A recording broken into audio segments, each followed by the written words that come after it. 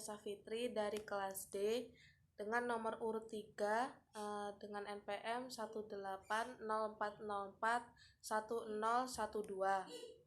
Di sini saya akan mempresentasikan tentang peran kebijakan fiskal dan moneter dalam stabilitas makroekonomi.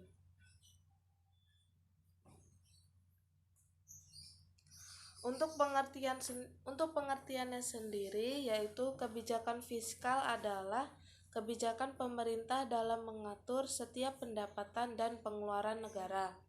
Menurut Wolfson, kebijakan fiskal itu adalah tindakan-tindakan pemerintah untuk meningkatkan kesejahteraan umum melalui kebijakan penerimaan dan pengeluaran pemerintah, mobilisasi sumber daya, dan penentuan harga barang dan jasa dari perusahaan. Selanjutnya, kebijakan moneter, yaitu kebijakan pemerintah untuk memperbaiki keadaan perekonomian melalui pengaturan jumlah uang beredar. Nah, jumlah uang beredar ini dalam analisis ekonomi makro itu memiliki pengaruh yang sangat penting terhadap tingkat output perekonomian, karena dia mempengaruhi stabilitas harga-harga. Nah, tujuannya kebijakan moneter ini untuk mencapai keseimbangan internal dan keseimbangan eksternal demi tercapainya tujuan ekonomi makro. Stabilisasi ekonomi itu dapat diukur dengan kesempatan kerja, kestabilan harga, serta neraca pembayaran internasional yang seimbang. Apabila kestabilan dalam kegiatan perekonomian itu terganggu, maka kebijakan moneter itu dapat dipakai untuk memulihkan keadaan tersebut. Selanjutnya, apa perbedaan kebijakan fiskal dan moneter? Menurut pelaku kebijakan, itu fiskal itu dilakukan oleh pemerintah. Hanya pemerintah saja yang dapat melakukan kebijakan di fiskal, menurut fiskal.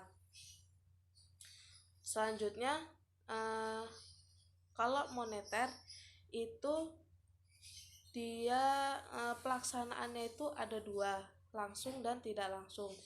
Kalau yang kebijakan moneter secara langsung itu di mana pemerintah itu terlibat dalam masalah peredaran jumlah uang dan kredit perbankan.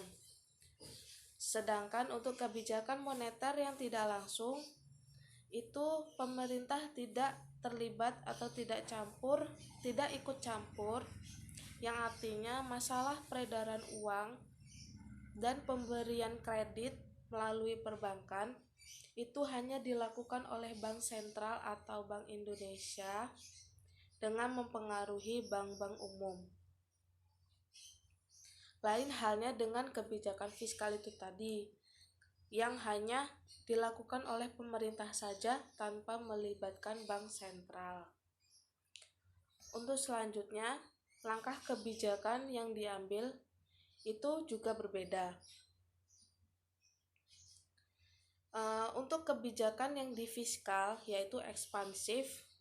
Nah, kebijakan ekspansif ini dilakukan pada saat kondisi ekonomi itu sedang merosot, di mana laju pertumbuhannya itu sangat rendah dan tingkat penganggurannya menjadi tinggi. Nah, langkah yang diterapkan yaitu adalah meningkatkan pengeluaran atau belanja pemerintah dan menurunkan tarif pajak. Sedangkan untuk yang kebijakan kontraktif itu diterapkan saat kondisi ekonomi itu sedang mengalami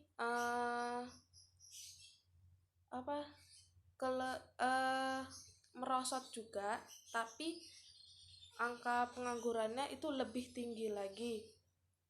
Nah, itu untuk mengatasinya, Bank Sentral itu melakukan penambahan jumlah uang yang beredar di masyarakat.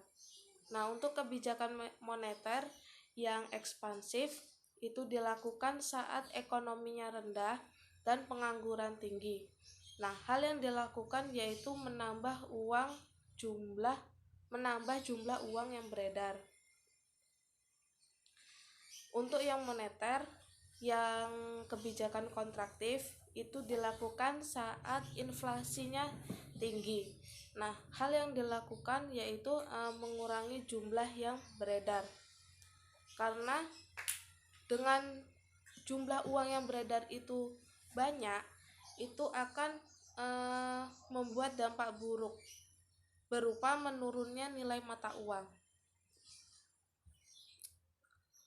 Untuk selanjutnya yaitu instrumen kebijakan. Kalau di fiskal itu ada anggaran defisit yang pertama, di mana anggaran ini itu pengeluaran atau belanja negara itu lebih besar dibandingkan dengan pendapatan negara. Meski kurang baik, namun anggaran ini merupakan instrumen yang sering digunakan pemerintah untuk menerapkan kebijakan fiskal. Nah, dalam anggaran defisit ini ada defisit yang dikelompokkan lagi menjadi konvensional, moneter, operasional, dan primer. Untuk defisit yang konvensional, ini merupakan bagian dari anggaran defisit yang diperoleh dari selisih realisasi total pembelanjaan dengan realisasi total pengeluaran yang juga memperhitungkan dana hibah. Selanjutnya yang kedua yaitu defisit moneter, adalah bagian dari anggaran yang selisih total belanja negara tanpa memperhitungkan pembayaran pokok atau utang, itu tanpa memperhitungkan pendapatan dari utang. Kalau operasional itu sama dengan yang defisit moneter, bedanya itu di hanya nilai yang beda, di mana pada defisit moneter itu menggunakan nilai nominal, sedangkan defisit operasional itu dia menggunakan nilai real. Selanjutnya yang terakhir yaitu defisit primer. Defisit primer ini adalah bagian yang dihasilkan dari selisih antara realisasi total belanja tanpa memperhitungkan pembayaran pokok dan utang dengan total pendapatan. Selanjutnya yang kedua yaitu ada anggaran surplus. Anggaran surplus ini kebalikan dari defisit. Nah, dengan anggaran surplus ini itu pemerintah dapat menciptakan suasana kondisi di mana pendapatan negara itu diperoleh lebih besar dibandingkan dengan pengeluarannya. Nah, umumnya itu instrumen anggaran surplus ini akan efektif apabila diterapkan pada saat kondisi ekonomi mulai memanas sehingga dapat menurunkan tekanan permintaan. Selanjutnya yang ketiga yaitu anggaran berimbang. Anggaran ini digunakan untuk menyeimbangkan besar pengeluaran dan pendapatan negara. Tujuannya agar terciptanya disiplin dari anggaran tersebut atau biar ada kepastian dari anggaran tersebut. Selanjutnya yaitu ada tujuan kebijakan fiskal. Untuk tujuan kebijakan fiskal yaitu yang pertama mencapai kestabilan perekonomian nasional. Yang kedua untuk mengurangi pengangguran, dan yang ketiga itu untuk menjaga kestabilan harga barang dan jasa agar terhindar dari inflasi. Selanjutnya yaitu tujuan kebijakan moneter. Yang pertama, pemerataan pendapatan. Yang kedua, keseimbangan neraca pembayaran. Dan yang ketiga, membuka kesempatan kerja yang luas.